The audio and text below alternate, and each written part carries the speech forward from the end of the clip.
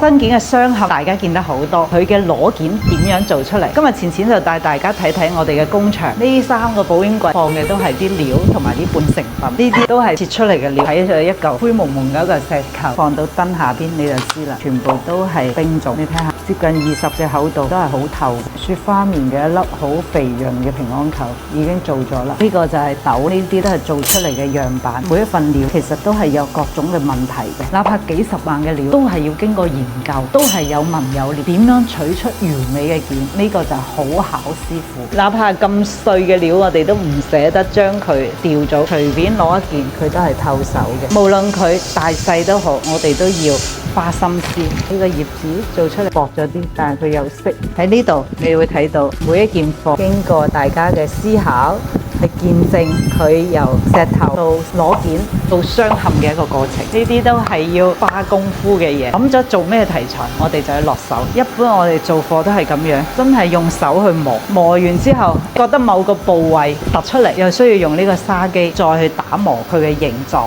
剛新件一件貨，你唔好睇佢絲毫冇雕工，佢係最花眼光同埋心思。純手工打磨嘅師傅，一日嘅功夫都做唔出一件貨。每一次俾大家睇成品嘅時候，淺淺都滿心歡喜，同埋俾到我一啲正向嘅回饋。每一次你哋嚟嘅時候，我都會好開心，不斷咁同你分享我啲貨係點樣做出嚟嘅。佢每一件都幾咁來之不易。如果大家都中意睇靚貨，又中意聽淺淺講故仔嘅，多啲嚟坪洲同我交流一下。關注淺淺，請翡翠唔踩坑。